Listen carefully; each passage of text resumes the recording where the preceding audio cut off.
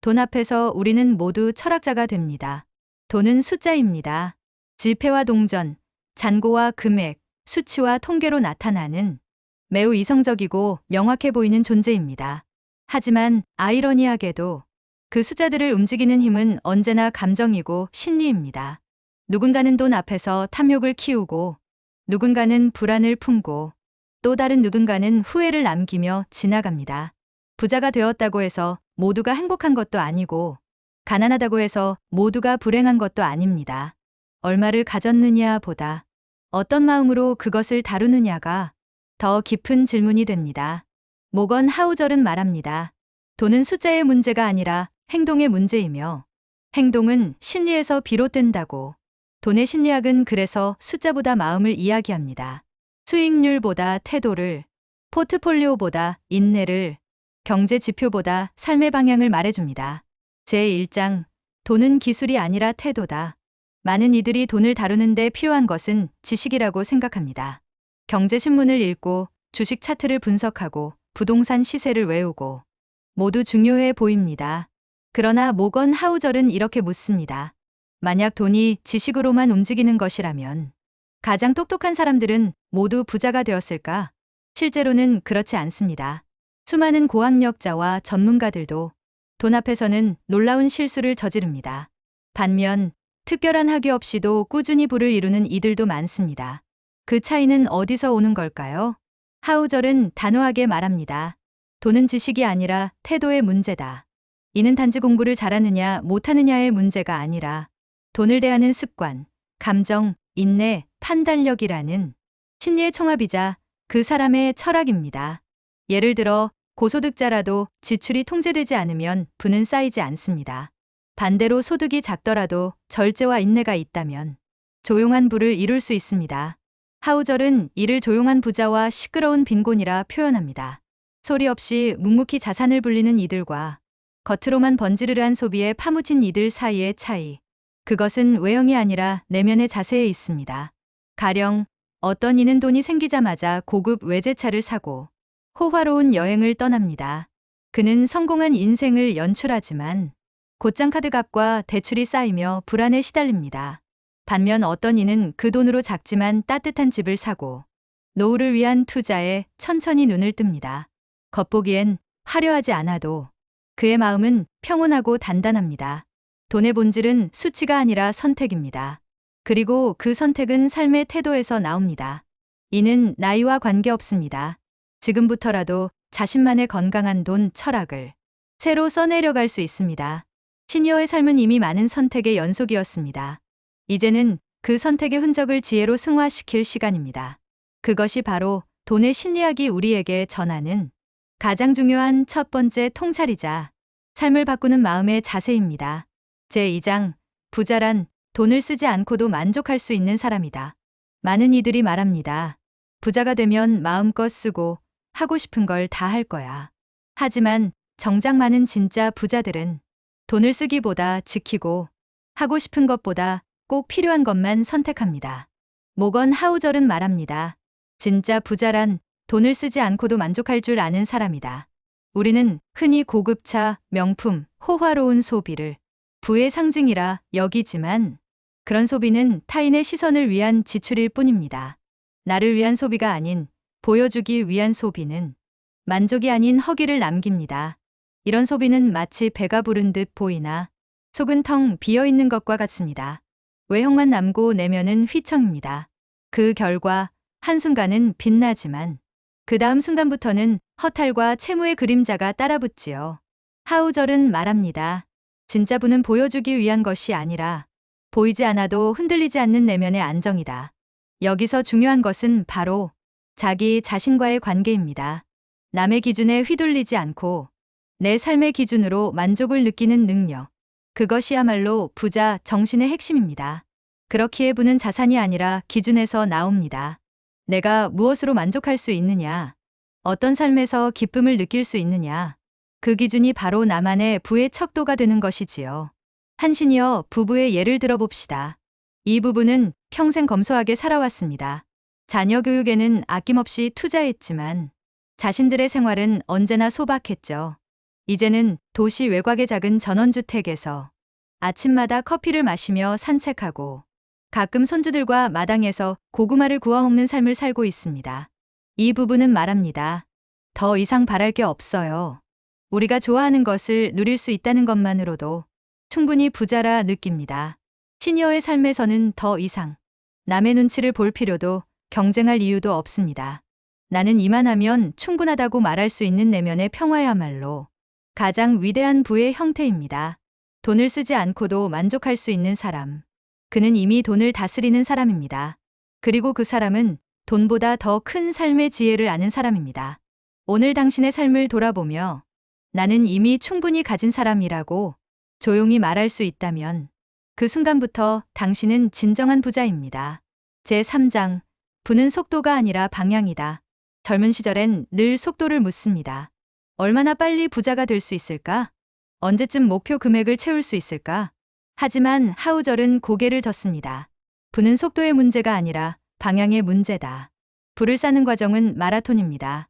단거리, 질주가 아니라 일관된 방향을 향해 오랫동안 흔들리지 않고 걸어가는 일입니다. 수많은 사람들은 단기 수익에 열광합니다. 하지만 그것은 한순간의 운일 수 있습니다.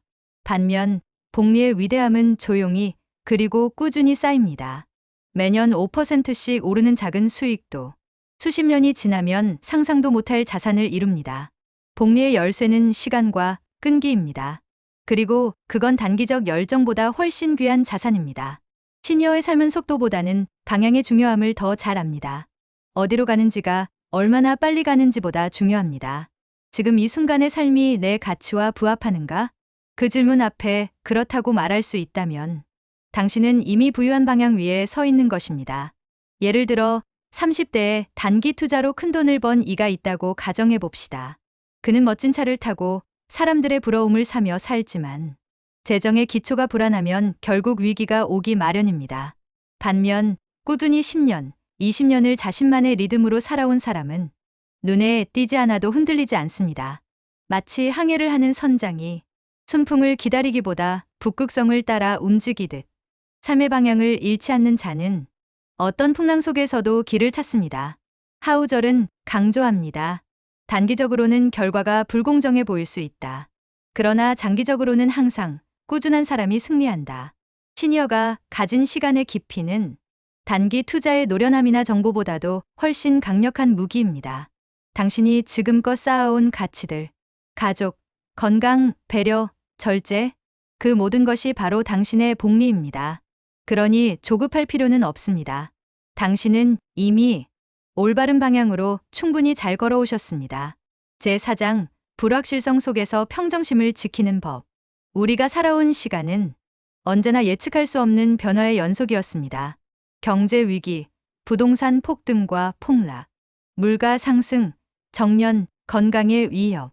삶은 늘 불확실했습니다. 모건 하우절은 말합니다. 미래는 원래 불확실한 것이다. 하지만 그 불확실성 속에서 어떻게 반응하는가가 우리의 부를 결정짓는다. 불확실성을 없애는 것은 불가능합니다. 대신 우리가 할 수 있는 것은 그 불확실성 속에서도 스스로의 감정과 선택을 안정적으로 유지하는 것입니다. 경제가 흔들릴 때 사람들은 감정적으로 반응합니다. 불안에 휩싸여 주식을 팔고 패닉에 빠져 현금을 움켜쥐고 혹은 한순간의 기회에 모든 걸 걸고 베팅하기도 합니다. 하우절은 그것을 심리적 빈곤이라고 부릅니다. 많은 돈을 가지고 있어도 마음이 가난하면 그분은 금세 사라집니다. 반면 지금 가진 것이 많지 않아도 불확실한 시기마다 마음을 다잡고 급하지 않게 판단하고 자신만의 원칙을 지키는 사람은 결국 더 멀리 갑니다. 그가 강조하는 한 가지가 있습니다. 계획은 필요하지만 그 계획이 틀릴 수 있다는 사실도 받아들여야 한다. 변수는 언제나 생깁니다. 중요한 것은 그 변수 앞에서 유연하게 반응할 수 있는 마음입니다. 시니어의 삶은 어쩌면 가장 많은 변수를 지나온 여정입니다. 그래서 누구보다 불확실함 속에서 차분히 판단하는 법을 알고 계십니다.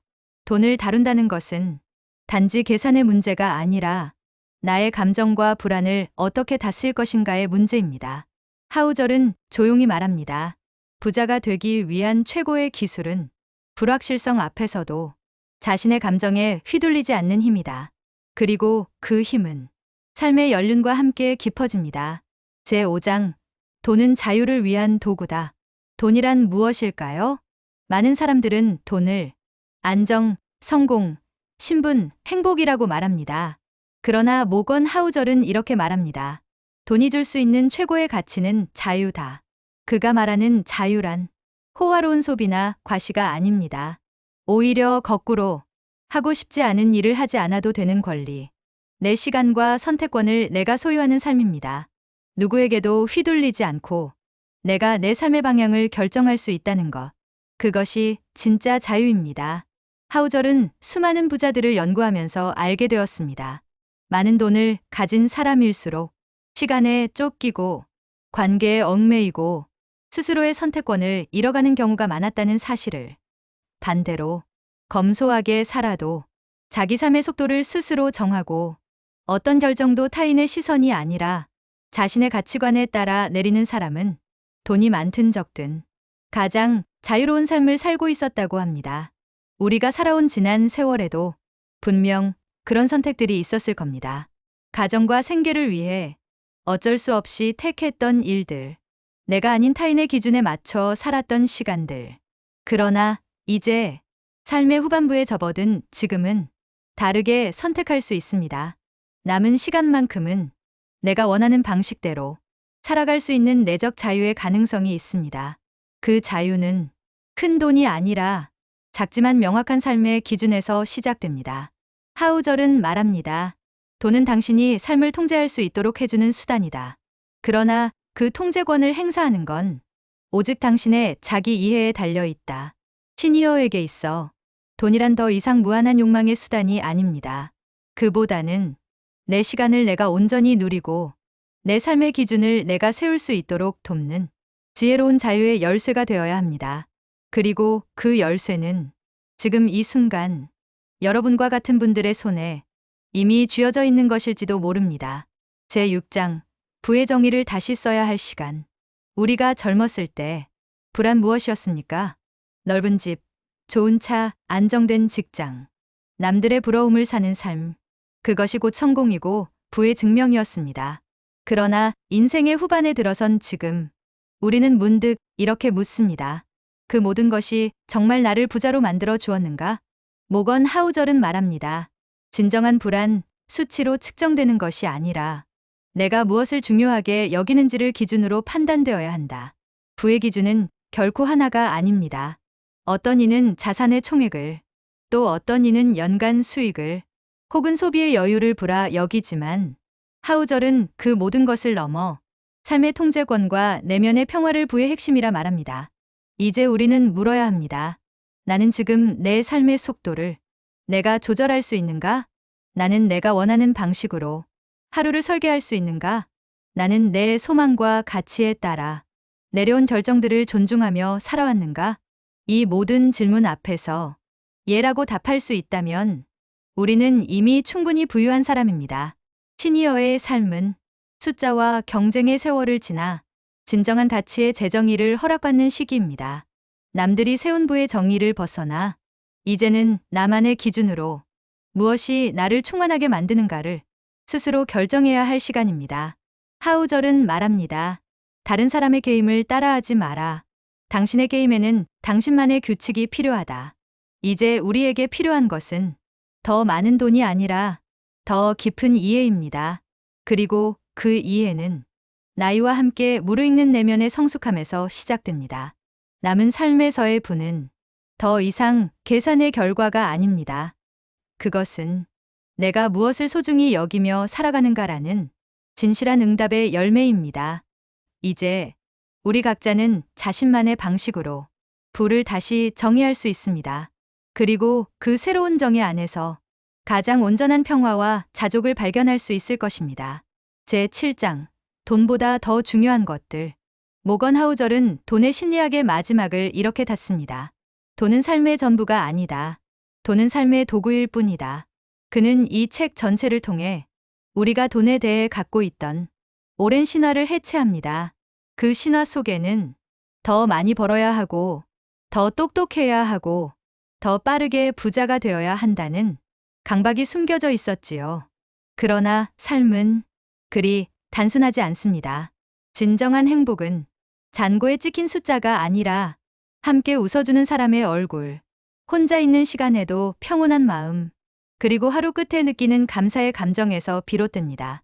하우절은 말합니다. 부자가 되었다고 해서 모두가 자유로운 것은 아니다. 하지만 마음이 자유로운 사람은 그 자체로 가장 부유한 사람이다. 돈은 결국 우리 삶의 하위 개념이어야 합니다. 돈이 주인이 되어버린 삶은 늘 부족하고 불안하며, 반대로 돈을 삶의 도구로 다룰 수 있는 사람은 소유보다 존재에 집중할 수 있게 됩니다. 시니어 여러분, 돌이켜보면 우리가 살아온 인생에는 수많은 보이지 않는 부가 있었습니다. 가족과의 웃음, 동료의 격려, 따뜻한 한 끼 식사, 그날의 햇살과 바람, 그리고 건강하게 눈을 뜰 수 있는 오늘. 우리는 그동안 숱한 금융지표를 걱정하며 살아왔지만 이제는 삶의 지표를 다시 써야 할 때입니다. 오늘 하루가 충만했는가? 나는 지금 자유로운가? 나는 나답게 살아가고 있는가? 이 세 가지 질문 앞에서 고개를 끄덕일 수 있다면 우리는 이미 돈보다 더 중요한 것들을 가슴 깊이 알고 있는 사람입니다. 그 깨달음이야말로 돈의 심리학이 우리에게 남긴 가장 값진 유산일 것입니다. 에필로그, 숫자 너머의 삶. 우리는 평생을 돈을 벌고 아끼고 불리고 지키는 데에 수많은 시간을 써왔습니다. 때로는 실수도 했고, 때로는 운이 좋기도 했습니다. 그러나 가장 중요한 진실은 돈은 결국 우리 삶을 위한 수단에 불과하다는 것입니다.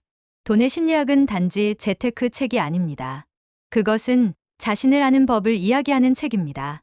돈을 통해 드러나는 나의 감정, 욕망, 두려움, 그리고 태도.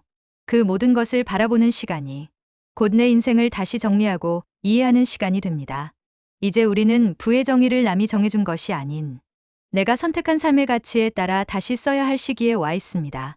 남은 시간 동안 무엇이 나를 충만하게 하는지를 알고 그 소중한 것들을 위해 돈을 쓰고 아끼고 흘려보낼 수 있다면 그것이야말로 가장 아름다운 돈의 철학이 아닐까요? 지금까지 여러분과 함께 모건 하우절의 돈의 심리학을 통해 돈을 넘어선 인생의 깊은 통찰을 나누어 보았습니다. 여러분의 삶이 돈이라는 도구를 넘어 진정한 자유와 평온으로 가는 여정이 되시길 진심으로 소망합니다. 여러분의 좋은 친구 풀라이프 TV였습니다. 구독과 좋아요, 그리고 많은 공유는 더 좋은 콘텐츠 제작에 큰 힘이 됩니다. 감사합니다.